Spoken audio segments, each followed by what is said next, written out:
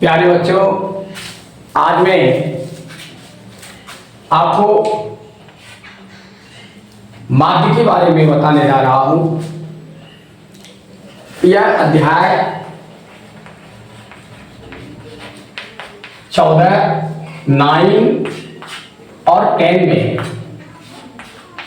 अब अध्याय 14 9 में है कि नहीं, लेकिन 10 का अध्याय 14 का है। यानी माध्य के बारे में बता रहा हूं, यानी बारंबारता अध्याय से, चैप्टर से ये सिखा रहा हूं। सबसे पहले ये जानिए कि वर्ग अंतराल का मतलब क्या होता है। ये क्या है? निम्न सीमा है और ये क्या है? उच्च सीमा है। ये सब निम्न और उच्च है। दोनों के अंतर को हम माध्य करते हैं। ये दोनों के अंतर को हम परिसर कहते हैं। परिसर बराबर होता है उच्चतम सीमा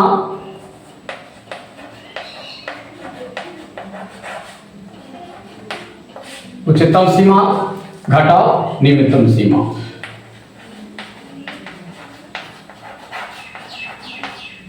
ठीक है।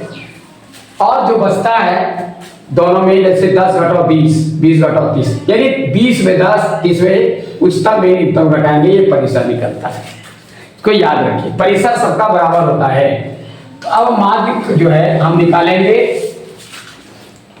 बंटन सारणी का, जो कि वर्गांतराल में ऐसे अंक दिया रहता है, उसका निकालने के लिए मैंने वीडियो में बताया है, पिछली वीडियो में। लेकिन ये माध्य जो है आपको इस तरह का वर्गांतराल के द्वारा से लिखा रहेगा। तो हम सबसे पहले क्या करेंगे, इसको सिस्टम से लिखेंगे।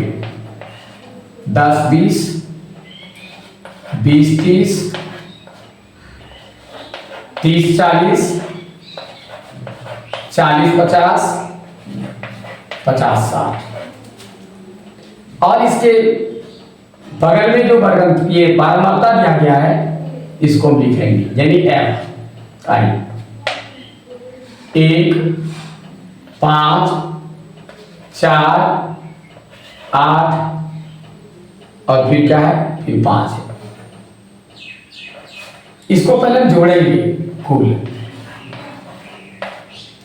5 1 6 4 10 8 18 5 23।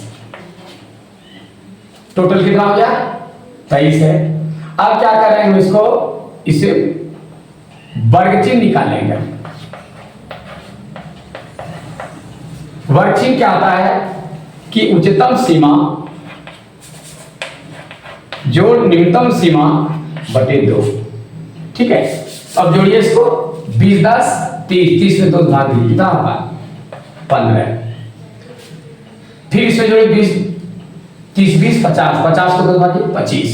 अब हम कितना बार बार जोड़े, इतना जोड़ना नहीं है। सीधा इसे जो परिसर पहले निकाले बताए, परिसर कितना सब है?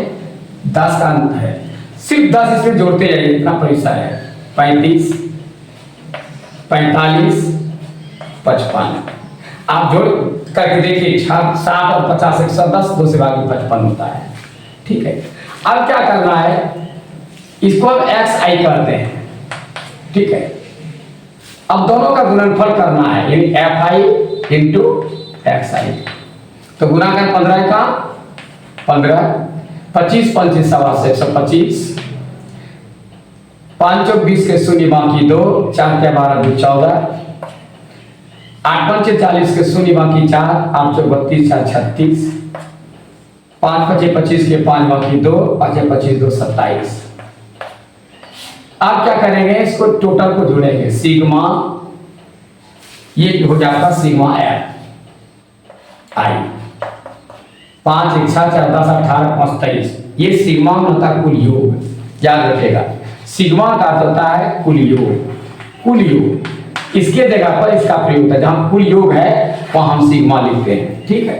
तो यहाँ कुल योग करना है 5 5 10 5 15 5 बाकी 1 1 1 2 2 4 4 8 6 14 7 21 2 2 4 3 7 1 8 1 9। ये हो गया आपका सिग्मा एफ आई एक्स आई बराबर। अब माध्य बराबर होता है, ठीक है, माध्य बराबर sigma F I into X I बटे सिग्मा एफ आई, यानी इसका कुल योग से इसके कुल योग भाग देते हैं। ये हो जाएगा 915 भागा 23। यदि इससे 23 से भाग लगेगा तो लगाइए, और नहीं लगेगा कि यही आंसर हो गया। आप देख लीजिए भाग लेकर के 10 या जिसमें लिख ले, इसका आंसर हो जाएगा।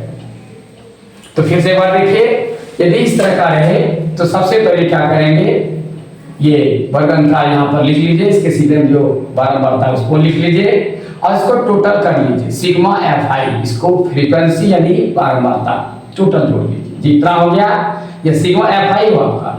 और इसका वर्ग चिन्ह निकालिए, वर्ग चिन्ह निकालने के लिए मैं सिखा दिया हूँ, अभी तुरंत सिखाया कि दोनों को जोड़कर 2 से भाग दीजिए, वो वर्ग चिन्ह निकालिए, ठीक है।